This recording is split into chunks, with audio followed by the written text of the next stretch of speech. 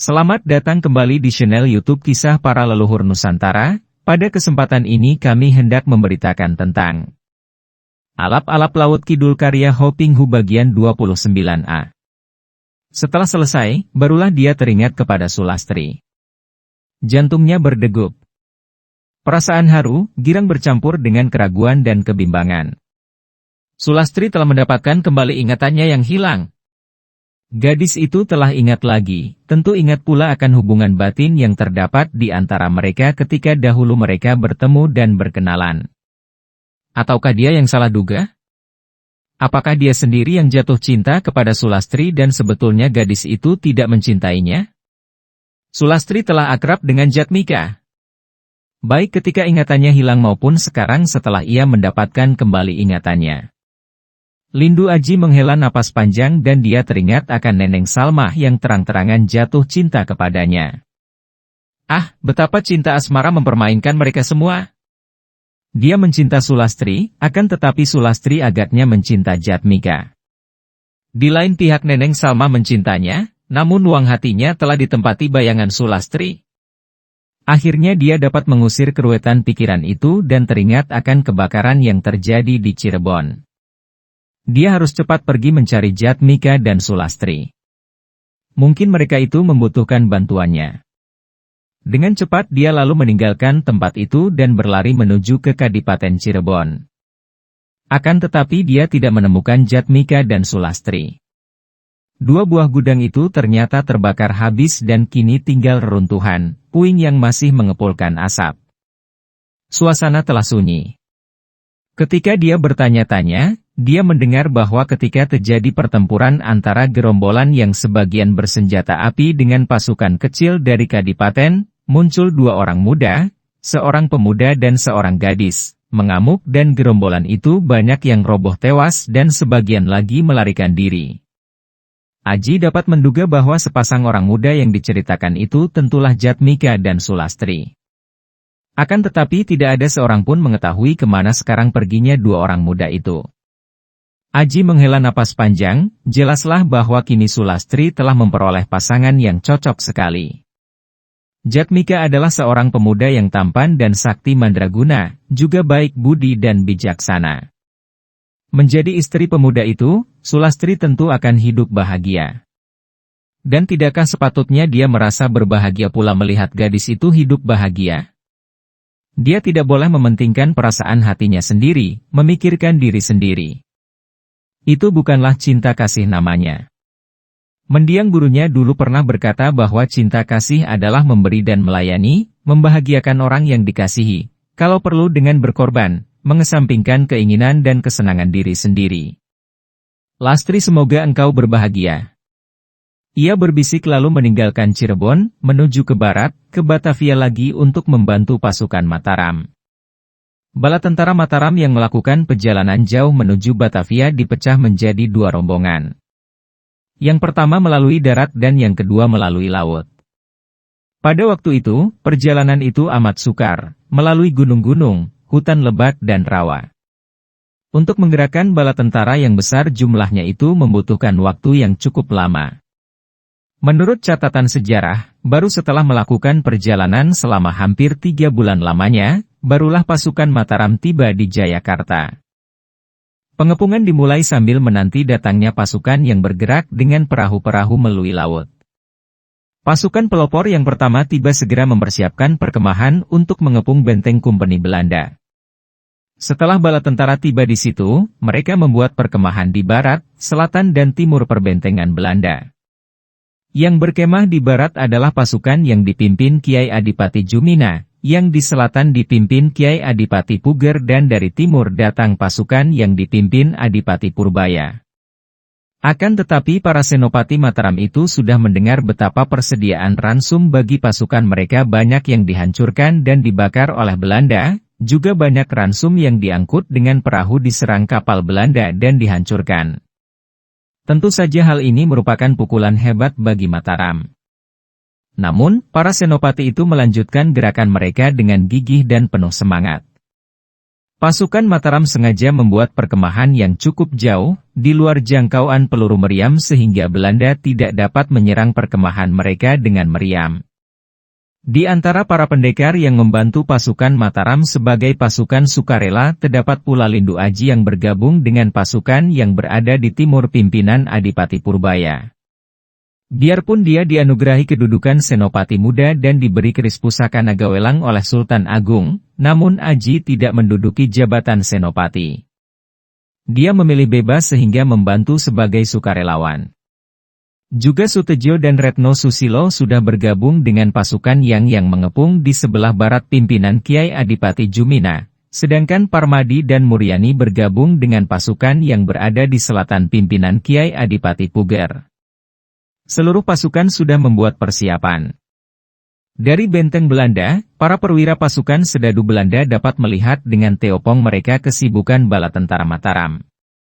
Tampak para prajurit hilir mudik membawa panji-panji dan bendera-bendera berjalan kaki, menunggang kuda-kuda bahkan ada tampak beberapa ekor gajah.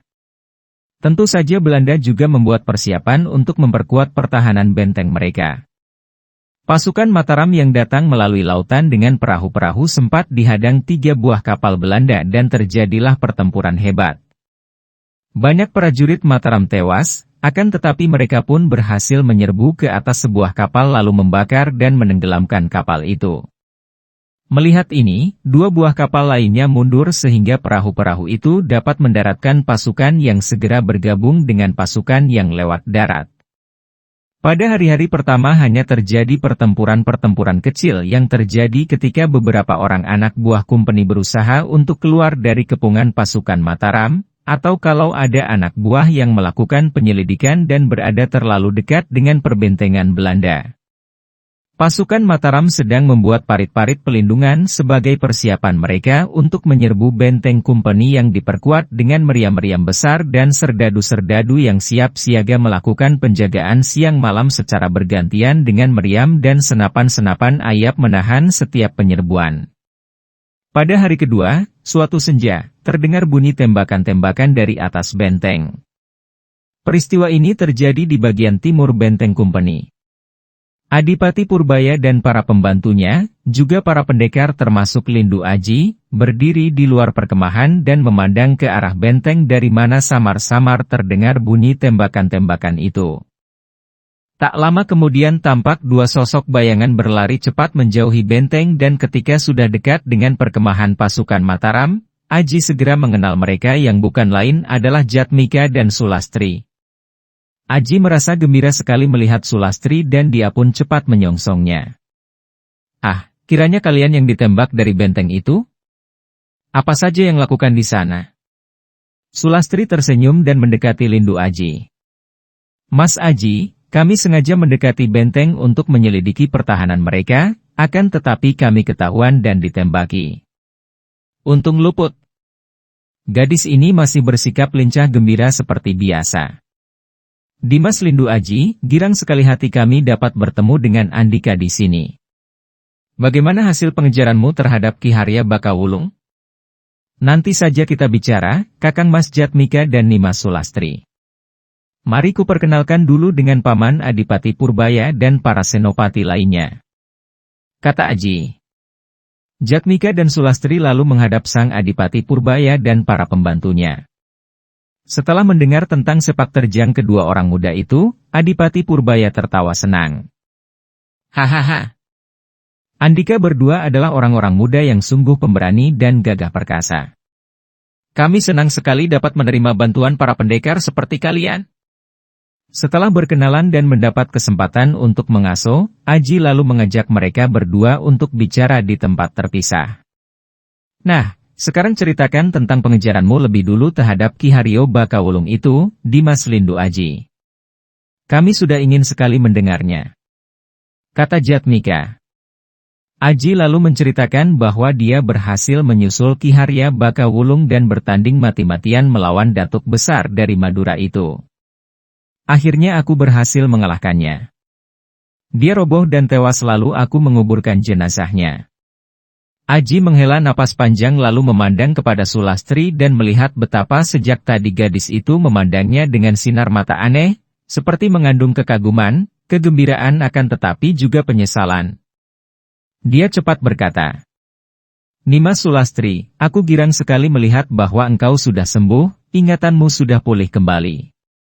Aku ingin mendengar keadaanmu selama ini setelah pertemuan kita yang terakhir dan ketika engkau masih sebagai seorang gadis bernama Listiani atau Eulis."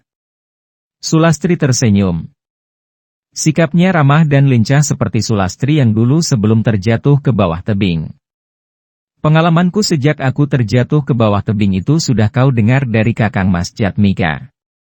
Setelah kita bertiga bertemu denganmu dahulu itu, ketika aku masih tidak ingat akan masa laluku, Kakang Mas Jamika membawaku pulang ke Dermayu, akan tetapi aku juga masih belum ingat kepada ayah ibuku sendiri. Aku percaya bahwa mereka adalah ayah dan ibu kandungku, namun tetap saja aku belum dapat ingat itu." Para pecinta dan para subscriber YouTube Kisah Para Leluhur Nusantara. Kemudian datang Neneng Salmah dan ayahnya, membawa surat darimu, Mas Aji. Aku juga sudah lupa sama sekali padamu. Akan tetapi kehadiran Neneng Salmah amat membahagiakan aku dan kami menjadi seperti saudara sendiri. Aku mengajarkan gerakan silat kepadanya dan ia mengajar menembang dan menari kepadaku. Aji mengangguk-angguk senang. "Bagus sekali kalau engkau dapat hidup bahagia dengan Neneng Salmah, Nimas. Aku tahu bahwa ia dan ayahnya adalah orang-orang yang baik hati." Sulastri merasa hatinya tak enak, akan tetapi ditahannya. Ia mengangguk. "Ya, Neneng Salmah memang seorang gadis yang amat baik hati dan amat cantik jelita, Kas Aji. Ia selalu memuji-mujimu, mengagumi, dan selalu mengharapkan kedatanganmu." Ia menambahkan sambil memandang kepada Aji dengan sinar mata penuh selidik. Mendengar nada suara yang agaknya mengandung sindiran ini, hati Aji menjadi tidak enak sekali.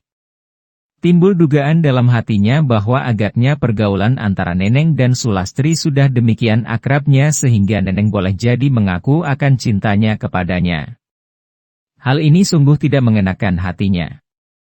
Maka cepat dia mengalihkan percakapan. "Lalu, bagaimana ngaku dapat sembuh kembali dan dapat mengingat kembali semua masa lalumu, Nimas?" Pada suatu hari muncul Kakang Mas Parmadi dan istrinya, Mbak Kayu Muryani di tepi sungai di mana aku dan Neneng sedang mencuci pakaian. Kakang Mas Parmadi melihat aku melatih Aji Sonya Hasta kepada Neneng dan dia tertarik sekali karena tentu saja sebagai murid keponakan guruku, Eyang Tejo Langit atau Ki Ageng Pasisiran dia mengenal Aji Sonya Hasta. Setelah Kakang Mas Parmadi mendengar dari Neneng Salmah bahwa aku adalah murid Eyang Tejo Langit dan kehilangan ingatan masa lalu, dia lalu mengobati aku dengan tiupan seruling gadingnya dan aku segera sembuh dan dapat mengingat semua masa laluku. Kakang Mas Parmadi adalah murid Eyang Ki Tejo Wening. Aji mengangguk-angguk kagum.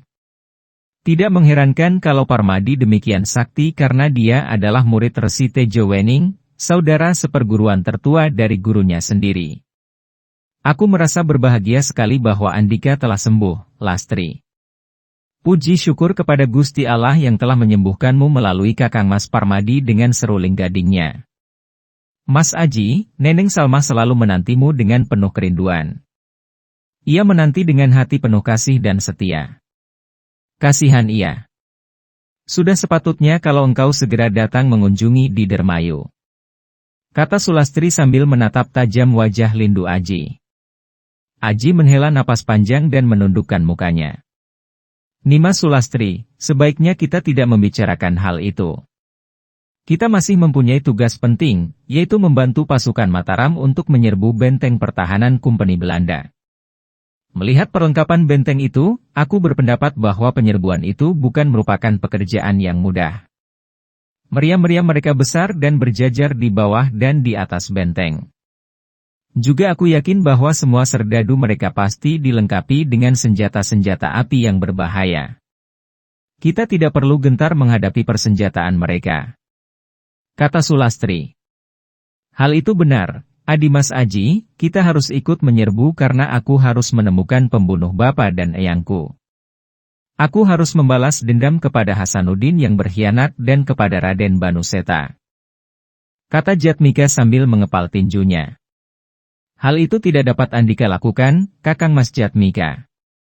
Kata Aji tenang. Kenapa? Tanya Jatmika penasaran. Ya, kenapa, Mas Aji? Aku harus membalas kematian Eyang Guru? Tanya Sulastri penasaran. Karena kedua orang yang kalian maksudkan itu sudah tewas. Wah! Siapa yang membunuh mereka? Tanya Jatmika.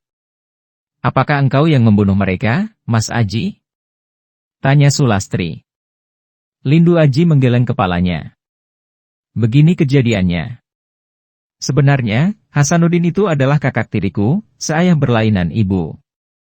Aku berhasil menyadarkannya bahwa dia diperalat oleh Raden Banuseta yang sesungguhnya merupakan musuh kami berdua, pembunuh ayah kami. Setelah aku dapat menyadarkan Akang Udin dari kekeliruannya, dia menjadi marah lalu mencari Banuseta dan dibunuhnya. Dia sendiri tertembak oleh Kapten De Vos akan tetapi dapat membunuh Kapten Belanda itu sebelum dia sendiri tewas.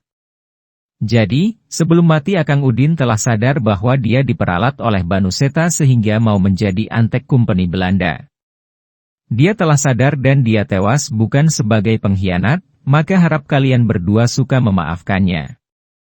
Sulastri dan Jatmika mengangguk. Bagaimanapun juga, Hasanuddin adalah saudara seperguruan mereka dan kini orang itu telah menebus kesesatannya dengan nyawa. Setelah bercakap-cakap, tiga orang itu lalu mengaso dalam tenda masing-masing untuk melepaskan lelah dan menghimpun tenaga untuk menghadapi pertempuran yang tentu akan segera dilakukan, tinggal menanti komando dari pimpinan pasukan. Malam itu, tiga orang muda perkasa itu gelisah di tempat tidur masing-masing. Sulastri tidak dapat tidur dan merasa nelangsa sekali. Ia kini yakin bahwa ia sejak dulu sampai sekarang tetap mencintai Lindu Aji. Akan tetapi ketika ingatannya tentang masa lalu hilang, ia juga lupa kepada Aji dan dalam keadaan lupa ingatan itu, ia tertarik kepada Jatmika walaupun ia belum yakin apakah ia mencinta pemuda itu. Namun, setelah kini ingatannya pulih dan ia ingat lagi kepada Aji, dan bertemu, ia yakin bahwa ia masih mencinta Lindu Aji. Dan yang amat menggelisahkan hatinya, di sana ada Neneng Salmah yang ia tahu memuja dan amat mencinta Aji. Ia menjadi cemburu akan tetapi juga marah kepada diri sendiri karena amat menyayang Neneng Salmah yang dianggap saudaranya sendiri. Tidak, ia tidak akan menghancurkan hati Neneng. Ia akan mengalah dan biarlah Lindu Aji menjadi suami Neneng Salmah yang ia tahu merupakan seorang gadis yang pantas menjadi istri Aji. Ia akan mengalah, bisik hatinya, akan tetapi kedua matanya menjadi basah oleh tangis yang ditahannya sehingga tidak mengeluarkan suara. Sementara itu, di tenda lain, Jatmika juga gelisah. Dari sikap gerak-gerik, tatapan mata dan suara mereka dia merasakan benar bahwa Sulastri mencinta Lindu Aji dan demikian pula sebaliknya, pemuda itu mencinta Sulastri. Agaknya di antara mereka sejak dahulu sudah ada hubungan batin ini. Pantas saja setelah Sulastri pulih ingatannya, sikapnya kepadanya menjadi agak dingin. Tentu Sulastri sudah ingat kembali kepada Aji yang dicintanya. Diam-diam hatinya digerogoti perasaan cemburu itu yang amat menyiksa karena hati nuraninya membisikkan bahwa perasaan cemburu itu sama sekali tidak benar. Kalau memang sejak dulu di antara Sulastri dan Aji ada hubungan kasih, mau apa dia? Kalau pernah Sulastri sebagai Eulis tampak mencintanya, hal itu dilakukan di luar kesadarannya karena ketika itu Sulastri kehilangan ingatan, dan tidak ingat lagi kepada Aji yang dicintanya. Sekarang setelah ingatannya kembali, tentu saja perasaan cinta itu datang kembali. Hanya ada sedikit titik terang yang menimbulkan harapan. Bukankah Sulastri menyatakan terus terang bahwa Neneng Salmah amat mencinta dan selalu mengharapkan datangnya Lindu Aji?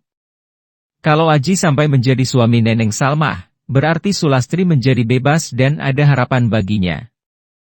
Akan tetapi, tetap saja hatinya digoda cemburu yang membuat dia gelisah dan tidak dapat tidur. Keadaan Lindu Aji tidak lebih baik dari Sulastri dan Jatmika. Pemuda ini duduk bersila di atas pembaringannya dan termenung. Dia menghadapi keadaan yang serba sulit. Dia harus mengakui bahwa hanya Sulastri yang benar-benar dicintanya dan diharapkannya menjadi teman hidup selamanya. gadis yang telah merampas hatinya sejak pertemuan pertama kali dahulu. Dia mencinta Sulastri, hal ini tidak dapat dipungkiri lagi.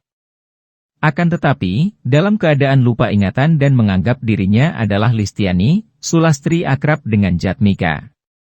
Dia dapat melihat dari sikap dan pandang mata Jatmika bahwa pemuda itu mencinta Sulastri. Dan di sana ada pula Neneng Salmah yang dia percaya amat mencintanya.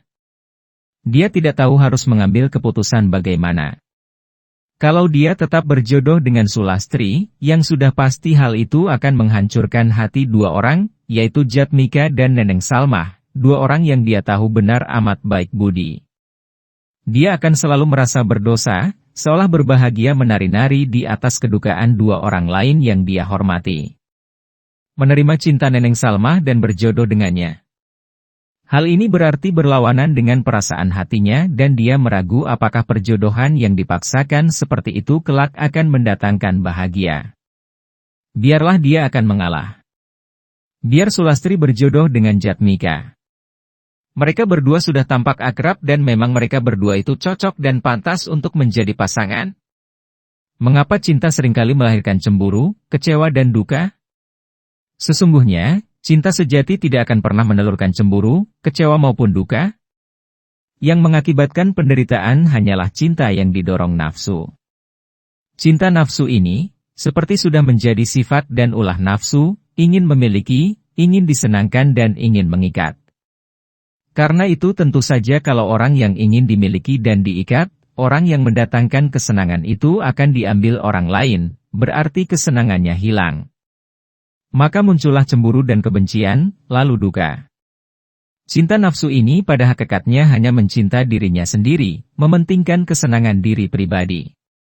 Para pecinta dan para subscriber YouTube Kisah Para Leluhur Nusantara, cinta nafsu ini dapat menyelinap dalam cintanya seorang laki-laki atau perempuan terhadap kekasihnya sehingga sering terjadi sepasang kekasih yang tadinya bersumpah saling mencinta, setelah menjadi suami istri, timbul perpecahan dan kebencian sehingga mengakibatkan perceraian. Ini bukti cinta nafsu. Selama masih dapat menikmati kesenangan dari orang yang katanya dicinta, maka sikapnya mesra. Akan tetapi setelah orang yang katanya dicinta itu tidak lagi memberi kesenangan kepadanya, bahkan mendatangkan kesusahan, sikapnya berubah, dari cinta menjadi benci. Lebih sering pula cinta nafsu seperti ini menyelinap ke dalam rasa cinta seseorang terhadap sahabatnya. 1000 kali sahabat itu mendatangkan kesenangan, maka dicintanya.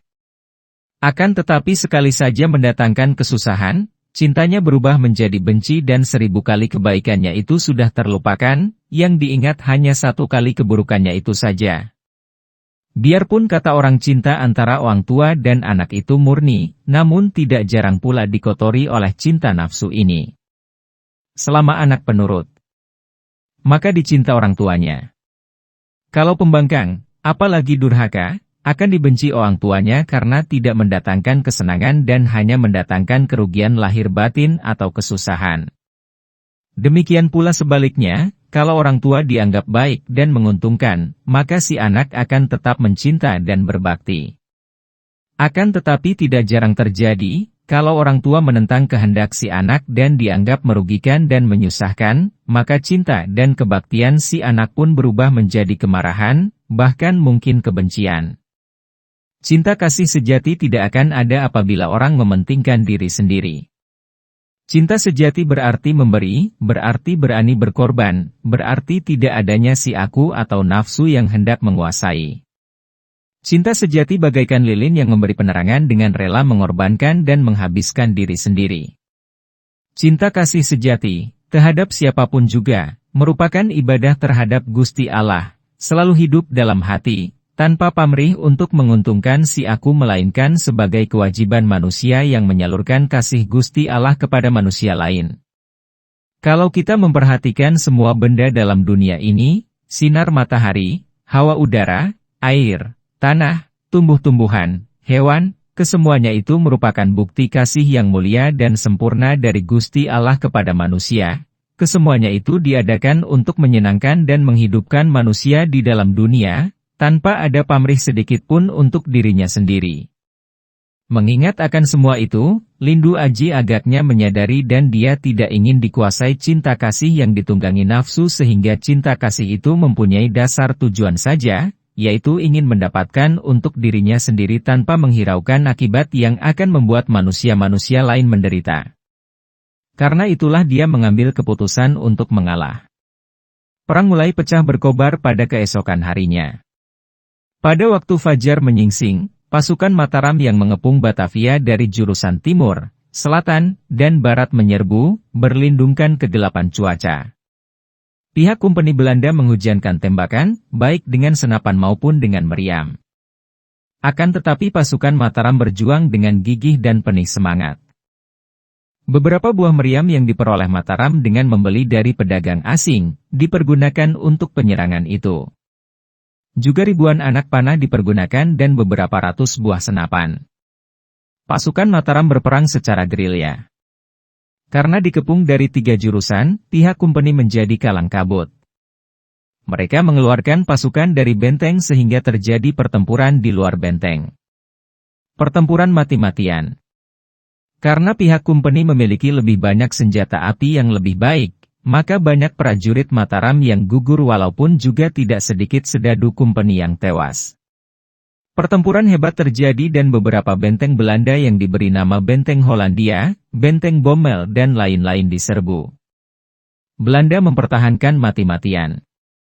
Bahkan Benteng Bommel hampir bobol. Beberapa orang prajurit Mataram sudah berhasil memanjat tembok, akan tetapi karena persenjataan api mereka kalah, maka penyerangan itu dapat dipukul mundur. Baru setelah malam tiba, pertempuran dihentikan dan masing-masing menyusun pasukan, merawat yang luka. Biarpun terjatuh banyak korban, namun pasukan Mataram terus berusaha menyerbu dengan gigih dan penuh semangat. Berhari-hari terjadi pertempuran terus-menerus. Pihak Belanda menjadi panik, bala bantuan didatangkan dari kapal-kapal laut mereka. Pada suatu hari, pasukan Belanda mengadakan penyerbuan keluar benteng secara besar-besaran dan di antara mereka terdapat seorang kakek yang mengamuk. Tembakan bedil dari pasukan Mataram tidak melukainya dan dia bahkan mengeluarkan ilmu sihir, membuat dirinya dan pasukan Belanda yang mengiringkannya diselubungi kabut hitam. Kakek ini bukan lain adalah Ki Somat. Melihat ini, Adipati Puger hendak maju sendiri menandingi kakek sakti Mandraguna itu. Akan tetapi segera Parmadi dan Muryani yang menggabung dengan pasukan dari selatan ini lalu menghadap Adipati Puger dan Parmadi berkata, "Gusti Adipati, untuk menandingi Aki Somat yang menjadi musuh lama hamba, perkenankan hamba berdua dengan istri hamba yang maju menghadapinya." Pangeran Puger yang berpangkat Adipati itu mengangguk dan tentu saja memberi persetujuannya karena dia pun sudah maklum akan kemampuan seruling gading yang sudah berjasa kepada Mataram.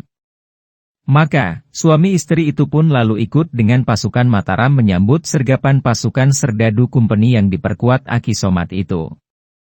Pertempuran berlangsung seru dan akhirnya Parmadi dan Muryani dapat bertemu dengan Aki Somat yang sedang mengamuk dan telah merobohkan beberapa orang prajurit Mataram dengan tongkat ular keringnya.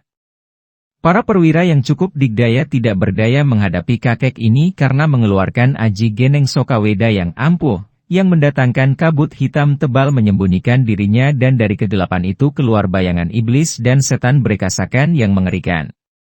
Tiba-tiba suara suling yang melengking nyaring membuyarkan kabut hitam tebal itu dan Aki Somat melihat betapa sepasang suami istri itu telah berdiri di depannya. Dia menjadi terkejut bukan main karena kakek itu pernah berhadapan dengan Parmadi yang sakti Mandraguna. Akan tetapi sekali ini dia tidak menjadi gentar karena dia sudah membekali dirinya dengan sebuah pistol yang memiliki peluru emas, yang dapat menembus semua kekebalan dan aji kesaktian lawan. Maka, dia pun cepat mencabut pistolnya. Selama ini dia sudah berlatih mempergunakan pistol pemberian Belanda itu dan kini dia membidikan pistolnya ke arah Parmadi dan menarik pelatuknya sampai 3 kali. Dar dar dar. Asap putih mengepul, akan tetapi dia tidak melihat Parmadi yang ternyata sudah cepat membuang diri ke atas tanah lalu bergulingan dengan cepat sekali. Pada saat itu, Muryani sudah mempergunakan Aji Kluwung Sakti, tubuhnya mencelat bagaikan tatit, kilat, dan tahu-tahu ia sudah menyerang ke arah kakek itu dengan cengkeraman tangannya yang mengandung racun ular amat berbahaya. Itulah Aji Wisosarpo yang dahsyat. Aki Somat mengenal pukulan ampuh. Dia cepat melompat ke belakang dan sekali lagi dia menggerakkan tangan. Kini pistolnya diarahkan kepada Muryani dan pelatuk ditariknya. Dar-dar. Bidikannya meleset karena pada saat itu, lengan kanannya terpukul seruling gading. Pistol itu terlepas dari pegangannya dan ditendang oleh Parmadi ke arah belakangnya sehingga dipungut oleh perwira Mataram. Aki Somat marah sekali. Kedua telapak tangannya lalu ditiupnya sehingga bernyala. Itulah Aji Tapak Geni dan dia lalu memukul ke arah Parmadi dengan mendorongkan kedua telapak tangan yang bernyala itu. Nyala api yang panas menyambar ke depan, ke arah Parmadi. Pendekar ini pun mengerahkan kesaktiannya, menyambut dengan kedua telapak tangannya dengan Aji Sonya Hasta. Wood. Blar. Tubuh Parmadi terdorong ke belakang dan terhuyung, akan tetapi tubuh Aki Somat terjengkang dan terbanting jatuh. Kepalanya menjadi pening dan napasnya sesak. Dia mencoba untuk bangkit kembali akan tetapi pada saat itu bayangan Muryani yang menggunakan Aji Kluung Sakti berkelebat dan wanita itu menampar ke arah tengkuk Aki Somat dengan Aji Gelap Sewu. Des. Aki Somat yang masih pening tidak dapat menghindarkan diri lagi. Tengkuk terkena tamparan Aji Gelap Sewu dan dia pun roboh terbanting lagi dan tidak bergerak lagi. Pukulan dahsyat yang menimpa dirinya selagi dia tidak mampu mengerahkan tenaga sakti itu membuat dia tewas seketika. Pasukan serdadu Belanda menjadi kacau dan panik melihat kakek yang mereka andalkan itu tewas, sebaliknya pasukan prajurit Mataram menjadi semakin bersemangat. Akhirnya sisa pasukan serdadu Belanda melarikan diri memasuki benteng mereka kembali. Benteng segera ditutup setelah mereka masuk dan meriam-meriam ditembakkan sehingga terpaksa pasukan prajurit Mataram mundur dan berlindung. Di bagian selatan juga terjadi pertempuran yang tidak kalah serunya. Pasukan prajurit Mataram yang berada di barat bahkan dipimpin oleh Kiai Adipati Jumina sendiri yang dibantu oleh Patih Tumenggung Singaranu, Raden Arya Wiranatapada, dan yang lain-lain. Juga di antara para pejuang sukarela, para pendekar terdapat pula Sutejo si pecut sakti Bajrakirana dan istrinya, Retno Susilo. Para pecinta dan para subscriber YouTube Kisah Para Leluhur Nusantara. Setelah suami istri ini berpisah dari Jatmika dan Sulastri, mereka pergi ke Batavia dan menggabungkan diri dengan pasukan Mataram yang mengurung dari barat, di bawah pimpinan Kiai Adipati Jumina. Mereka sengaja menggabungkan diri dengan pasukan yang mengepung benteng di barat ini setelah mendengar dari para penyelidik Mataram bahwa Kiai Sidi Kawasa, Datuk Banten itu membantu Kumpeni Belanda di bagian barat. Ketika pasukan serdadu Kumpeni menyerbu keluar benteng, terjadilah perang campuh. Tembakan-tembakan terdengar gencar di seling gemerincingnya pedang bertemu keris. Tiba-tiba para prajurit Mataram menjadi gempar ketika muncul seorang kakek yang sepak terjangnya amat menggiriskan. Kakek itu bukan lain adalah Kiai Sidi Kawasa yang mengamuk dengan senjatanya yang ampuh, yaitu sebatang tongkat ular kobra kering yang amat berbisa. Banyak prajurit Mataram tewas, bahkan 2 orang perwira yang cukup digdaya tidak dapat bertahan lama menandingi Kiai Sidi Kawasa. Sutejo yang berada di bagian lain, ketika mendengar akan amukan Kiai Sidi Kawasa, bersama Retno Susilo cepat berlari ke tempat itu. Tar. Trak.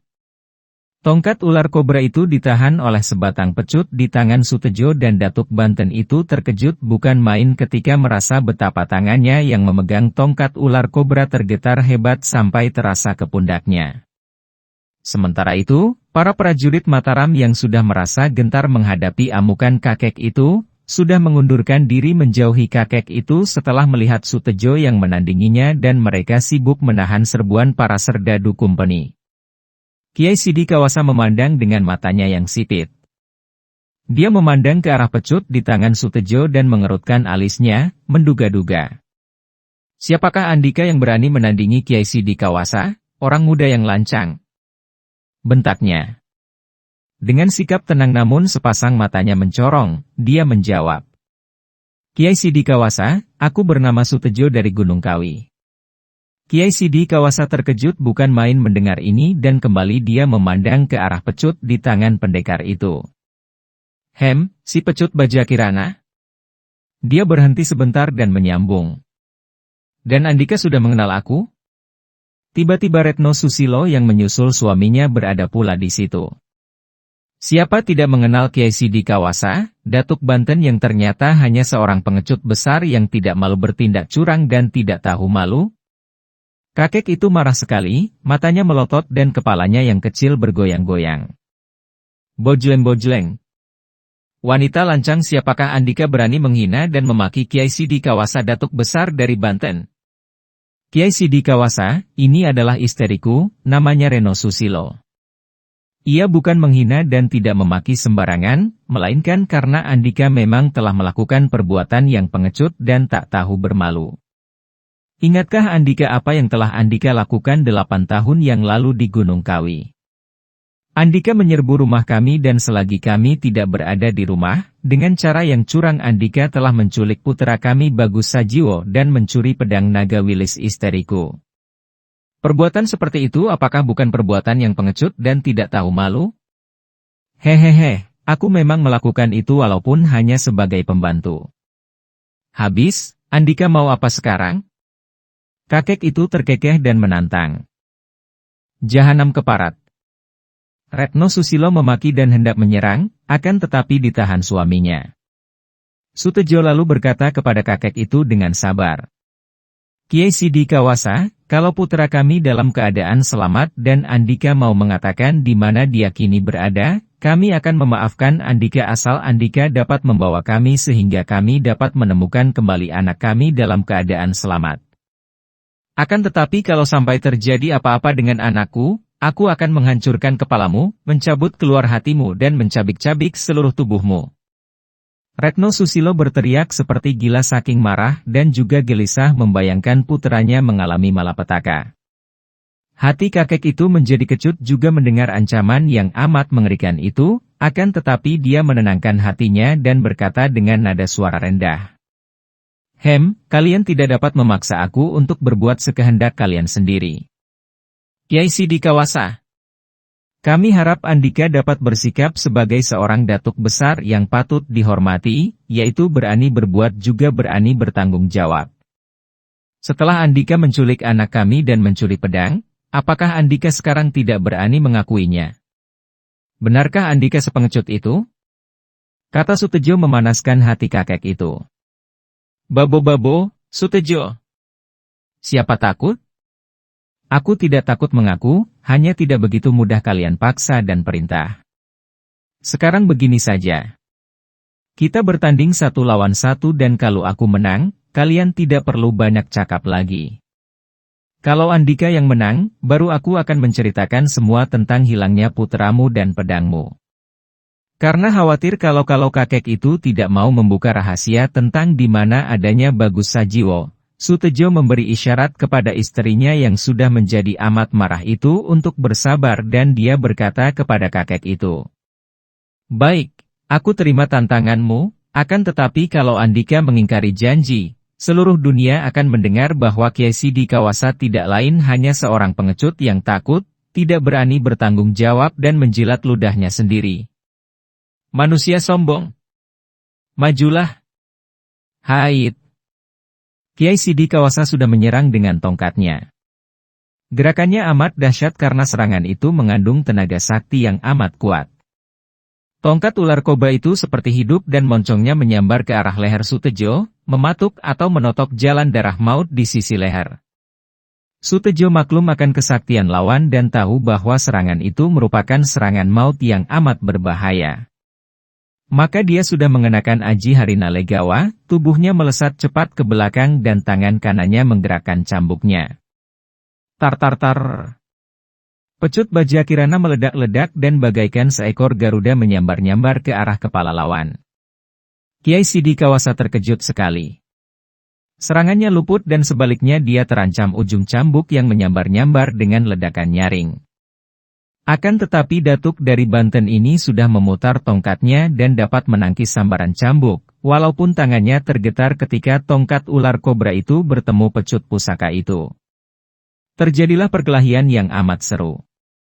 Retno Susilo hanya menonton dan ia merasa yakin bahwa suaminya akan mampu mengatasi lawan. Hanya ia merasa cemas kalau kakek itu tewas sebelum memberitahukan bagaimana keadaan dan di mana adanya Bagus Sajiwo. Kalau ada prajurit yang mendekat, ia memberi isyarat agar prajurit itu tidak mencampuri perkelahian antara suaminya dan kakek itu. Ia pun waspada melindungi suaminya dari serangan gelap para serdadu yang sibuk bertempur melawan pasukan prajurit Mataram. Sepak terjang Sutejo yang memainkan pecutnya dengan ilmu silat pecut yang khas, yaitu Aji Pecut Bajrakirana, amat dahsyatnya, pecut itu meledak-ledak, membentuk gulungan sinar yang lebar dan dari gulungan sinar itu, ujung pecut mematuk-matuk. Kiai Sidi Kawasa menjadi kewalahan juga dan kini dia hanya mampu menangkis. Hampir tidak ada kesempatan baginya untuk balas menyerang. Hiat! Sutejo membentak nyaring dan cambuknya menyambar dari atas ke arah kepala lawan. Kiai Sidi Kawasa cepat menggerakkan tongkat ular kobranya menangkis sambil mengerahkan tenaganya. Dar! Krek! Kiai Sidi Kawasa terhuyung ke belakang dan matanya terbelalak memandang ke arah tongkatnya yang tinggal sepotong pendek. Tongkat itu ternyata patah ketika bertemu dengan hebatnya melawan sambaran pecut sakti Bajrakirana tadi. Dengan marah dia membuang sisa tongkatnya dan kini menerjang lagi dengan pukulan tangannya yang mengeluarkan sinar berapi. Itulah Aji Analabanu yang ampuh. Sutejo juga menyimpan pecutnya, dilibatkan di pinggang dan dia menghindar dengan loncatan ke kiri ketika pukulan berapi itu menyambar ke arah kepalanya. Kakek yang sudah marah dan penasaran itu mengejar maju dan kembali kedua tangannya yang mengeluarkan sinar berapi itu didorongkan ke arah Sutejo dengan pengerahan tenaga sepenuhnya. Sutejo juga sudah siap siaga. Dia mengerahkan tenaga saktinya dan menggunakan Aji Pamungkas untuk melawan pukulan lawan yang dahsyat itu. Aji Bromo Kendali! Bentaknya dan dia pun menyambut dengan dorongan kedua tangannya. Wood! Blaar! Tubuh Kiai Sidi Kawasa terhuyung ke belakang dan dia terkulai roboh, lalu dengan gerakan lemah dia bangkit duduk bersila dan muntahkan darah segar. Dia lalu mengatur pernapasan dan menjadi tenang kembali. Sutejo dan Retno Susilo sudah melompat ke depannya. Kiai Sidi Kawasa. Andika telah kalah, harap Andika tidak melanggar janji dan suka menceritakan tentang anak kami.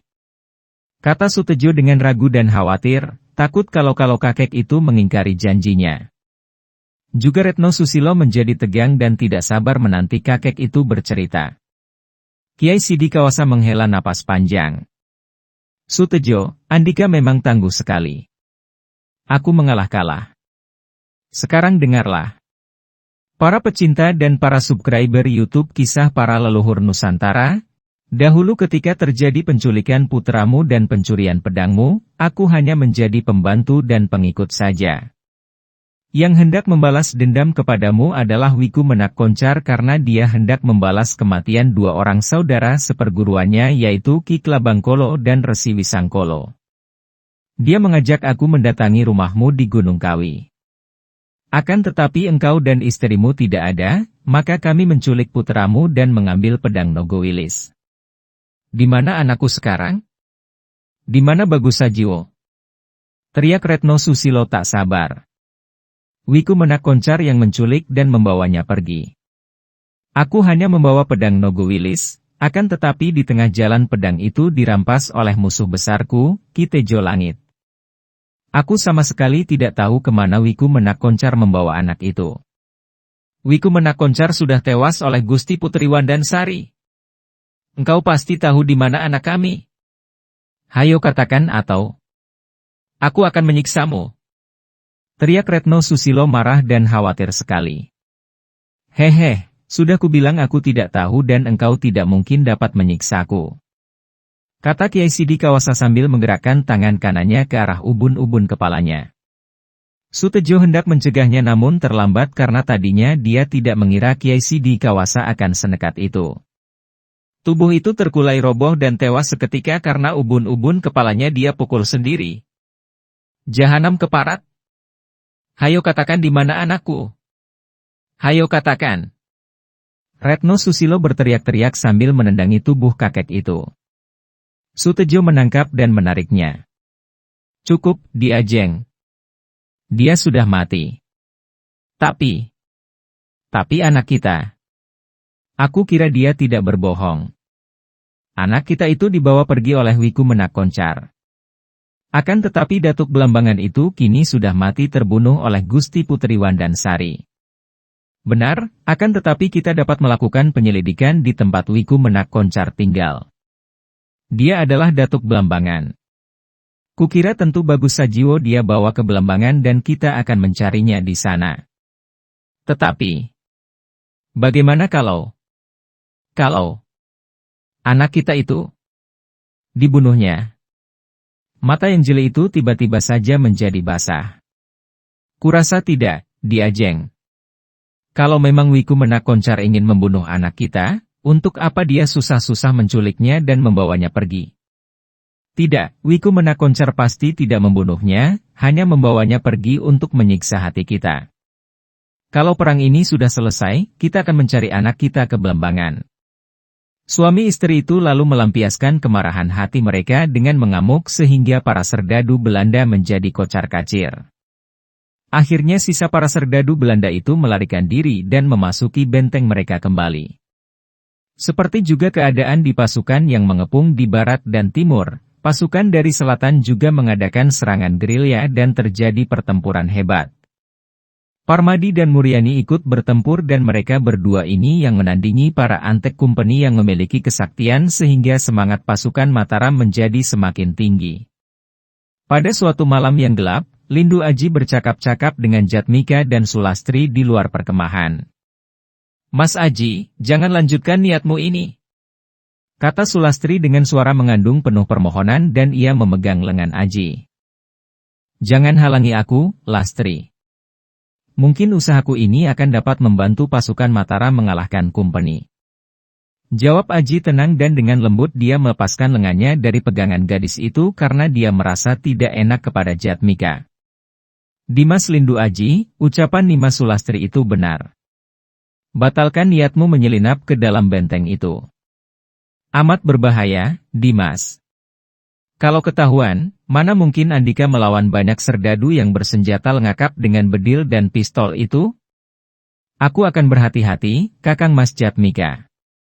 Kalau aku berhasil membunuhi para perwira Company, hal itu tentu akan mengacaukan dan melemahkan pasukan mereka. Andai kata aku tertangkap, yah, mati hidup berada di tangan Gusti Allah dan aku akan merasa bangga dapat menyumbangkan nyawaku demi negara dan bangsa. Sudah bulatkah tekadmu itu, Mas Aji? Tanya Sulastri. Aji mengangguk. Sudah, Lastri, doakan saja aku berhasil. Kalau begitu, aku ikut. Aku ingin membantumu seperti dulu ketika kita ditawan para Antek Company di kapal. Kata Lastri penuh semangat. Aji sambil lalu melirik ke arah Jatmika dan melihat betapa wajah itu berubah agak pucat, penuh keraguan dan ada kedukaan menyelubunginya. Tidak, Lastri. Aku harus bergerak sendiri. Kalian berdua berjaga saja di sini karena setiap saat Company dapat menyerang. Kalian berdua harus membantu pasukan Mataram dalam pertempuran. Nah, aku pergi sekarang. Tanpa menanti jawaban lagi Aji lalu melompat dan menghilang dalam kegelapan malam. Sebelumnya Aji memang sudah merencanakan penyusupan ke dalam benteng itu. Dia sudah membuat perhitungan dan tahu bahwa pasukan Company melakukan penjagaan ketat di bagian timur, selatan dan barat di mana pasukan Mataram mengepung benteng mereka. Bagian yang paling aman dan tidak terdapat penjagaan ketat hanya di utara karena kapal-kapal perang Belanda tang berjaga di laut utara sehingga tidak mungkin menyerang benteng dari pantai utara. Aji menggunakan kesempatan ini. Kalau hanya seorang yang menyusup dari utara, tentu tidak akan dapat terlihat, apalagi malam itu gelap sekali. Sebentar saja Aji sudah di dekat tembok benteng. Dia melihat ada 3 orang serdadu Belanda hilir mudik di atas benteng, menyandang bedil. Pintu belakang benteng yang terbuat dari besi itu tertutup rapat. Aji mengukur dengan matanya. Dengan Aji Bayu Sakti, dia yakin akan dapat melompat ke atas tembok benteng itu. Akan tetapi kalau melakukan hal itu, besar bahayanya dia akan ketahuan penjaga di atas dan tentu mereka itu akan membunyikan tanda bahaya sehingga usahanya akan gagal setengah jalan. Dia mengelur tali panjang yang memang sudah dipersiapkan sebelumnya. Ujung tali itu dia buatkan simpul dan setelah melihat serdadu yang hilir mudik itu tidak pernah mendekati bagian sudut tembok itu dan hanya jarang sekali berjalan sampai ke sudut, dia lalu melontarkan tali bersimpul itu ke arah besi pagar yang tampak remang-remang dari bawah tersorot sinar lampu yang tergantung di bagian tengah. Didikannya tepat san tenaga yang dia kerahkan untuk melontarkan tali itu amat kuat. Tali meluncur ke atas dan tepat mengait pada ujung besi pagar tanpa mengeluarkan suara. Aji menanti sebentar, merasa lega bahwa lemparan talinya itu tidak menimbulkan reaksi di atas, pertanda bahwa hal itu tidak dilihat orang lain. Dia menanti sampai para penjaga itu berjalan ke arah sudut yang berlawanan, lalu dia merayap naik melalui tali itu. Cepat sekali dia sudah tiba di atas, melompati pagar dan melepaskan tali sehingga jatuh ke bawah. Untuk turun dari tembok benteng, dia tidak akan membutuhkan tali. Ketika seorang serdadu berjalan ke arah sudut di mana dia berada, Aji cepat mendekam di balik belokan dinding. Dia tidak ingin merobohkan para serdadu yang berjaga di atas benteng ini karena kalau hal itu dilakukan dan kemudian diketahui penjaga lain yang baru datang, maka kehadirannya tentu akan diketahui dan ini berarti usahanya gagal. Dia menyelinap dan setelah serdadu itu membalikkan tubuh, dia lalu bergerak cepat melewati pintu tembusan yang membawanya ke bawah tembok benteng bagian dalam. Semua pemusatan pergantian para pasukan serdadu tertuju untuk menjaga tembok benteng bagian timur, selatan dan barat. Masih terdengar sesekali dentuman meriam yang ditembakkan ke arah kubu pertahanan pasukan Mataram. Akan tetapi tidak ada tembakan senapan terdengar karena jaraknya terlampau jauh. Para serdadu itu hanya menanti komando, yaitu bertahan kalau diserang atau melakukan penyergapan keluar benteng. Akan tetapi, agaknya malam itu tidak ada komando untuk menyerbu keluar karena malam itu memang gelap gulita sehingga akan sukar melawan pasukan Mataram yang mempergunakan taktik perang gerilya. Aji pernah memasuki benteng ini ketika dia menolong Karen van de Vos dari tangan penculik dan mengantar gadis peranakan Belanda itu memasuki benteng sehingga dia dapat melakukan pembakaran gudang Ransum Company.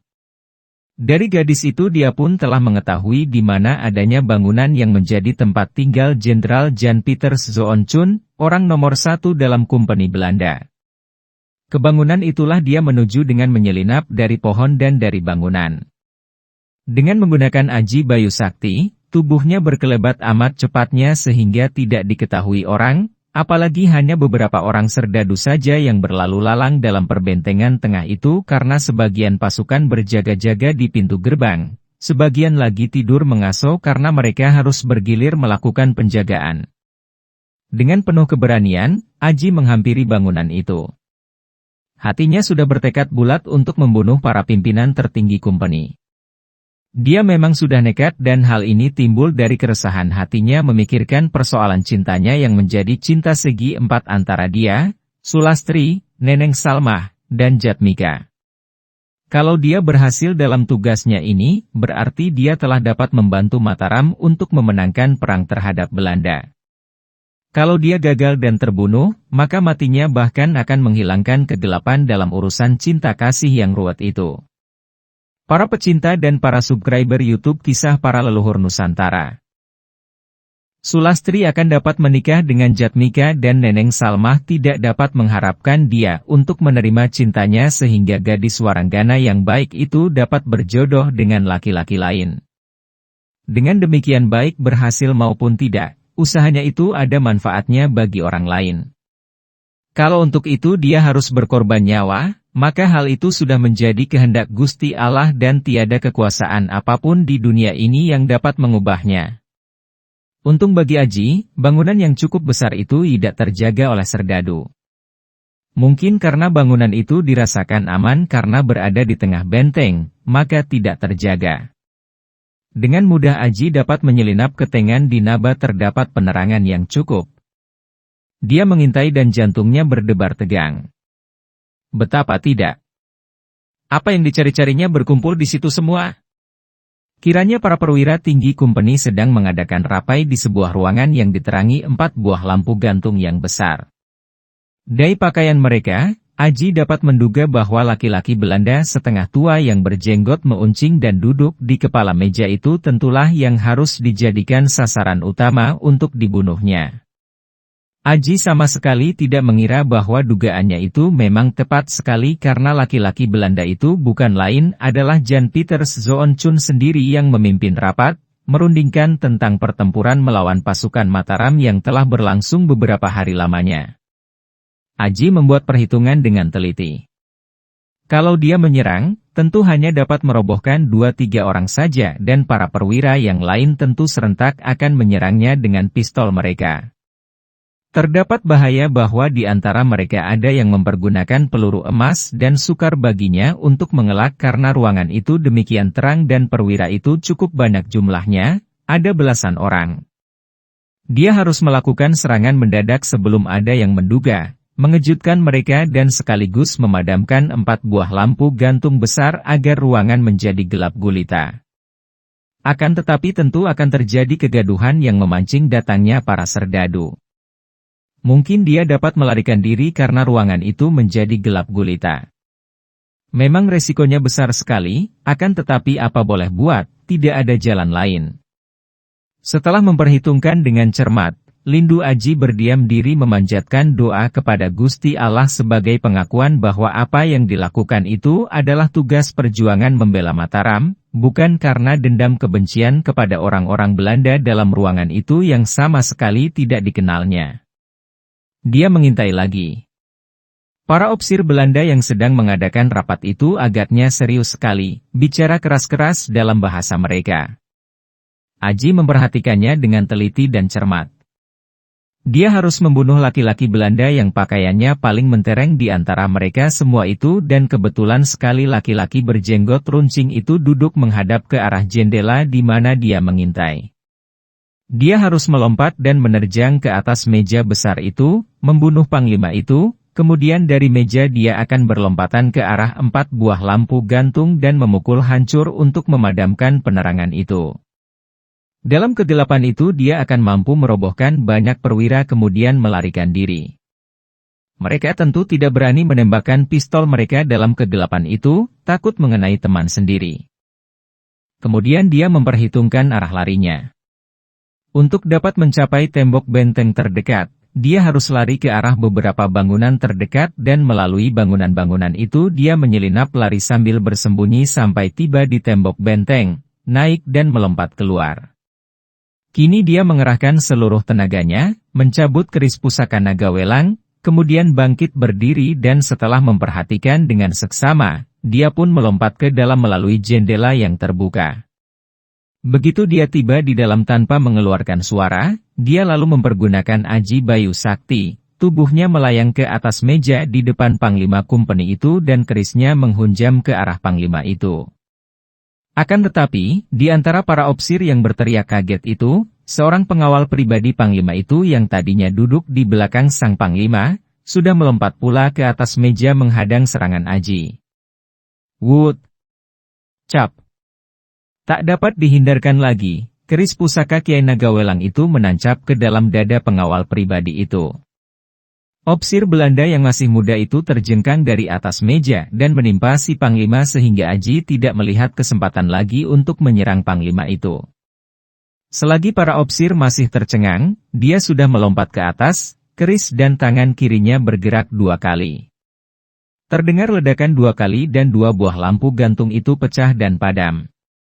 Dia melompat lagi dan kembali terdengar ledakan 2 kali ketika 2 buah lampu yang lain pecah dan padam. Ruangan itu menjadi gelap gulita seperti yang telah diperhitungkan. Aji lalu bergerak ke arah pintu. Tiap kali bertabrakan dengan orang, dia lalu menampar atau kerisnya menusuk.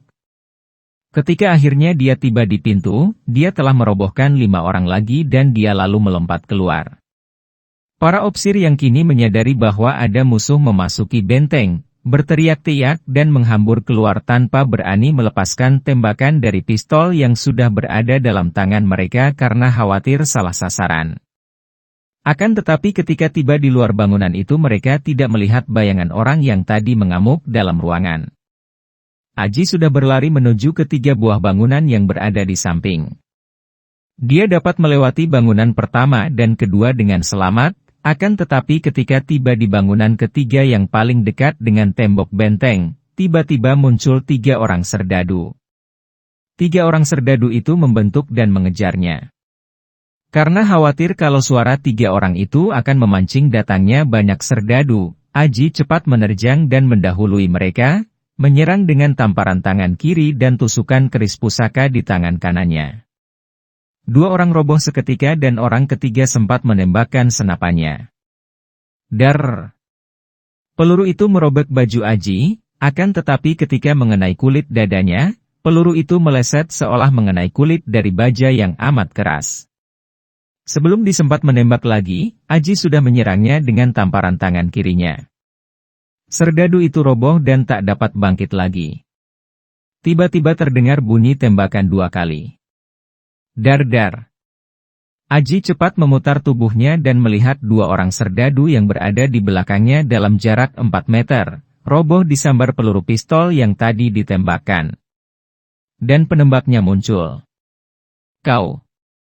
Katanya dengan kagum karena ternyata di sana berdiri Karen Van de Vos dengan sebuah pistol yang masih berasap di tangannya. Cepat. Lucuti pakaiannya dan pakai. Perintah Karen Van de Vos. Aji mengerti maksudnya. Dia menghampiri serdadu yang dia robohkan dengan tamparan di kepala, melucuti celana dan bajunya lalu memakaiannya. Pakaian itu tentu saja terlalu besar baginya, akan tetapi karena menutupi pakaiannya sendiri, maka dia kini berubah menjadi seorang serdadu kumpeni, walaupun rambut kepalanya hitam dan kakinya tidak bersepatu. Namun dalam keremangan cuaca, takkan ada yang melihat perbedaan ini. Sekarang larilah, lewat sini. Karen berkata lagi. Aji merasa terharu dan cepat dia merangkul dan mencium bibir gadis Belanda Indo yang batinnya ternyata berpihak kepada bangsa ibunya itu. Terima kasih, Karen. Bisiknya sambil melepaskan rangkulannya. Aku cinta padamu, Lindu Aji. Kata pula Karen. Aji melompat dan lari ke arah tembok benteng yang tidak jauh lagi dari situ. Terdengar tembakan gencar, itu adalah tembakan para opsir yang sudah mengejar sampai ke situ. Dengan nekat Karen lalu melepaskan tembakan gencar dengan pistolnya. Melihat ada tembakan menyambut mereka, para opsir terkejut dan mengira bahwa musuh yang berhasil menyusup ke dalam benteng itu memiliki senjata api. Mereka berlindung dan karenanya pengejaran terhadap Aji terhalang. Mereka membalas dengan tembakan mereka ke arah dari mana datangnya tembakan pistol itu dan melihat sesosok bayangan roboh dan tembakan yang menyambut mereka itu berhenti. Beberapa orang maju dengan hati-hati dan alangkah terkejut hati mereka ketika menemukan jenazah Karen Van de Vos yang menggeletak dengan sebatang pistol masih tergenggam erat di tangan kanannya. Karen tewas oleh peluru pistol para perwira yang melakukan pengejaran kepada Aji. Sementara itu, dengan berpakaian seragam serdadu, Aji dapat lari ke tempat benteng tanpa dicurigai. Dalam kegelapan yang hanya disinari lampu yang temaram itu para serdadu lain yang berjalan ke arah tembok lalu naik ke atas benteng. Setelah Aji melompat dari atas tembok benteng keluar, barulah mereka tahu bahwa orang yang disangkanya seorang rekan itu adalah seorang musuh. Apalagi ketika para perwira berlari-lari sambil berteriak-teriak. Mereka lalu menghujankan tembakan keluar benteng. Akan tetapi karena cuaca di luar benteng amat gelapnya dan bayangan musuh itu tidak tampak sama sekali, tembakan mereka ngaur saja.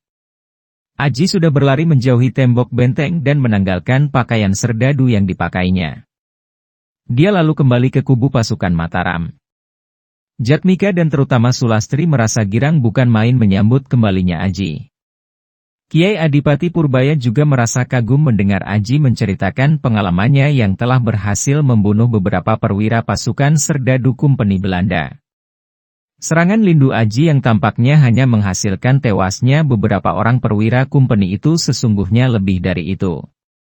Para pecinta dan para subscriber YouTube Kisah Para Leluhur Nusantara, Alap-Alap Laut Kidul karya Hoping Hu bagian 29H tamat.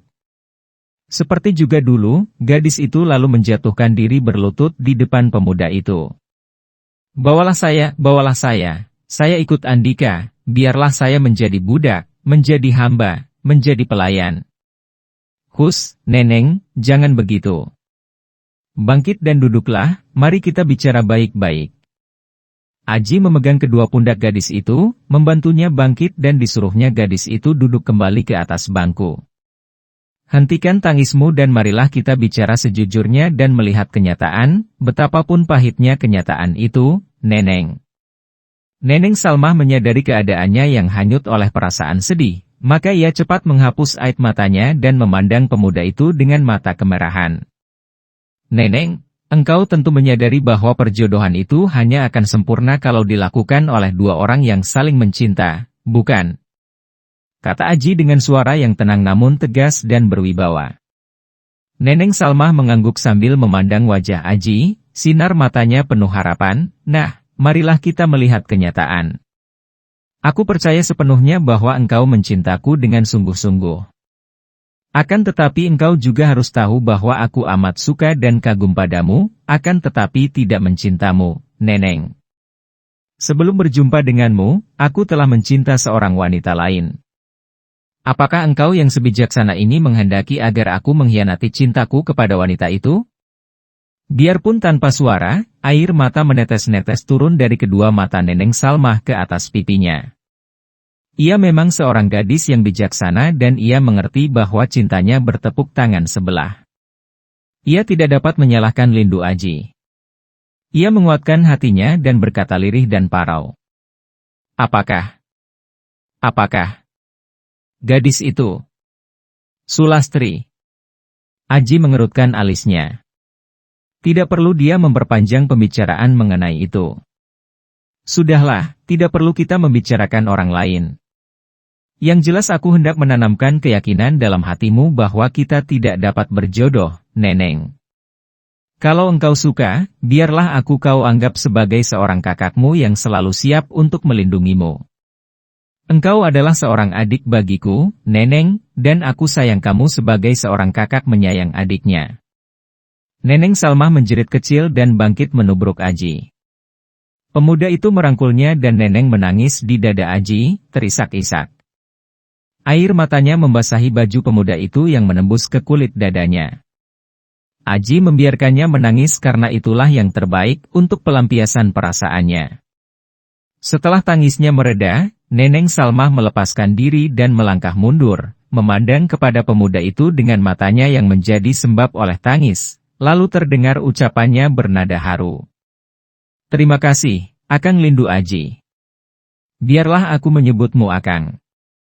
Aku sungguh merasa terhormat dan berbahagia sekali bahwa engkau suka menganggap aku sebagai adik angkat. Aji tersenyum. Bijaksana gadis ini, membuktikan bahwa cinta kasih dalam hati gadis ini terhadap dirinya amat murni, bukan sekedar cinta kasih berahi. Aku pun merasa terhormat dan bahagia mempunyai seorang adik seperti engkau, Neneng. Semoga hidupmu kelak berbahagia, adikku. Aji mengusap rambut kepala Neneng. Sekarang biarlah aku berpamit dari yang lain. Pada saat itu muncul Sulastri dari dalam rumah. Neneng Salmah cepat menyongsongnya dan melihat Neneng tersenyum gembira walaupun kedua matanya sembab, Sulastri cepat berbisik. Bagaimana, Neng? Neneng Salmah sudah tahu apa yang dimaksudkan Sulastri. Sudah beres, Lastri. Akang Lindu Aji sekarang menjadi kakak angkatku dan aku berbahagia sekali.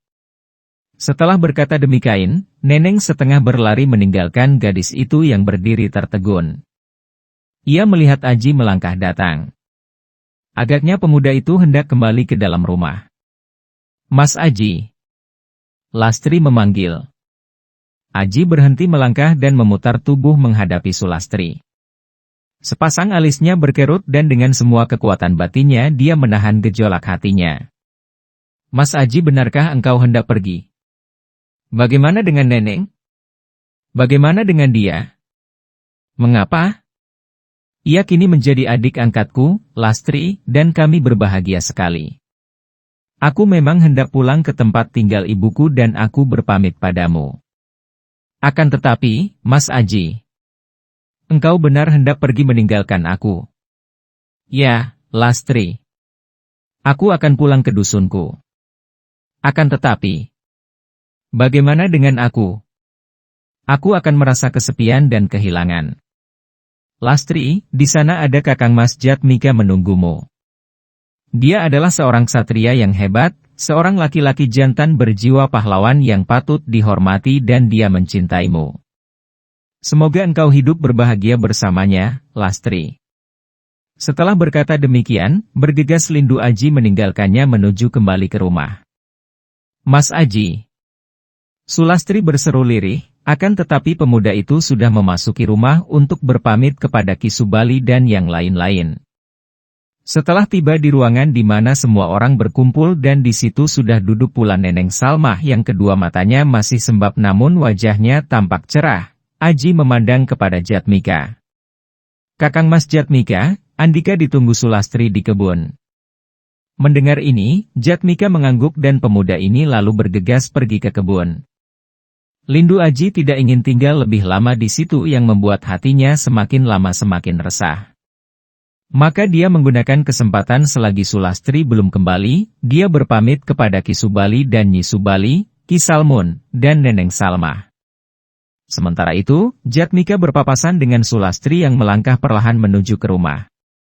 Ia mencinta Aji, akan tetapi ia mau mengalah kepada Neneng Salmah, rela memberi kesempatan kepada Neneng Salmah agar menjadi istri Aji. Akan tetapi kenyataannya, Neneng Salmah kini menjadi adik angkat Aji. Dan Aji agaknya tidak membalas cintanya, malah mengingatkan ia bahwa Jatmika amat mencintanya dan Aji mengharapkan agar ia menjadi istri Jatmika. Padahal ia dapat merasakan dalam hatinya ketika mata yang sayu dari Aji itu memandangnya, ketika Aji berkata-kata dengan suara menggetar penuh kedukaan, bahwa Aji menderita batin. Ia pun dapat merasakan bahwa Neneng diaku sebagai adik angkat Aji, namun di lubuk hatinya Neneng juga merasa kecewa karena gadis itu mencinta Aji sebagai seorang wanita mencinta seorang pria. Ketika berpapasan dengan Sulastri yang wajahnya tampak pucat, Jatmika cepat memanggil. Nimas Sulastri. Sulastri berhenti dan memandang pemuda itu. Kakang Jatmika, engkau hendak kemanakah? Aku sengaja menemuimu, Lastri. Sebetulnya, aku hendak mempergunakan kesempatan ini untuk meminangmu kepada ayah ibumu. Akan tetapi aku ingin mendengar dulu pendapat dan persetujuanmu. Sulastri mengerutkan alisnya dan ia menghela napas panjang beberapa kali, menatap wajah pemuda itu, lalu menundukkan mukanya dan menggeleng kepala perlahan. Jatmika khawatir sekali melihat sikap gadis itu. Akan tetapi, Nimas, aku cinta padamu. Engkau tahu benar bahwa aku amat mencintamu. Sulastri mengangkat muka dan memandang pemuda itu dengan sinar mata layu. Aku tahu, Kakang. Aku amat suka dan kagum kepadamu. Akan tetapi tentang cinta lama sebelum aku berkenalan denganmu, aku telah jatuh cinta kepada seorang pria dan aku tidak dapat memindahkan cintaku. Wajah Jatmika menjadi pucat. Ah! Dia? Dimas Aji? Tidak perlu kita bicara tentang itu, Kakang. Pendeknya, aku suka kepadamu akan tetapi aku tidak mencintamu seperti cintamu kepadaku.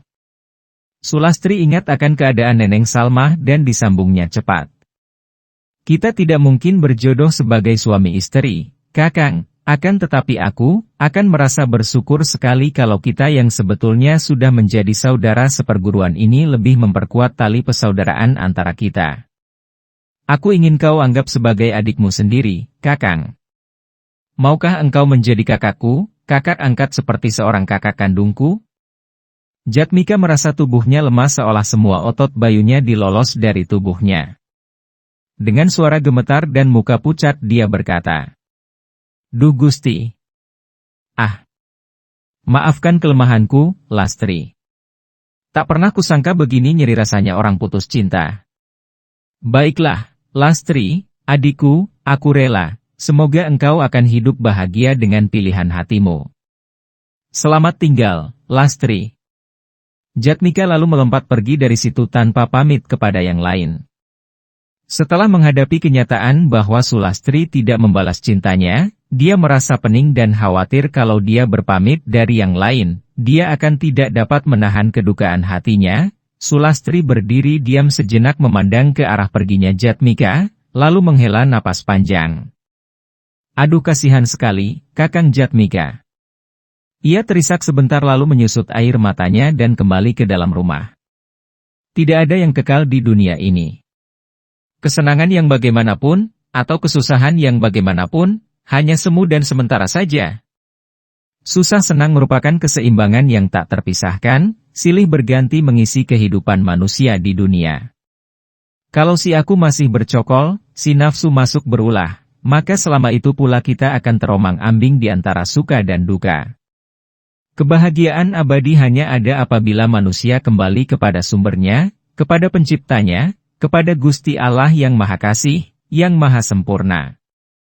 Menyerahkan diri sebulatnya, secara total kepada kekuasaannya, di samping mengerjakan seluruh anggota tubuh sesuai dengan kehendaknya dalam bentuk ikhtiar mencukupi kebutuhan hidup secara halal dan sehat. Kalau sudah begitu, kita akan mampu menerima segala apapun yang terjadi kepada diri kita, baik dipandang mata jasmani sebagai kesenangan ataupun kesusahan, manis atau pahit, dengan hati penuh rasa syukur kepada Gusti Allah. Waspada bahwa semua itu sudah sesuai dengan rencana dan kehendaknya dan apapun yang terjadi merupakan berkahnya sehingga kita patut bersyukur. Dalam sakit atau sehat, rugi atau untung, susah atau senang, kita akan waspada dan dapat melihat bahwa semua itu membuktikan adanya kekuasaan dan keadilan Gusti Allah. Sampai sekian saja kisah-kisah alap-alap Laut Kidul. Ikuti kelanjutan kisahnya dengan judul Bagus Sajiwo, di waktu dan jam yang sama. Semoga bermanfaat. Salam Nusantara.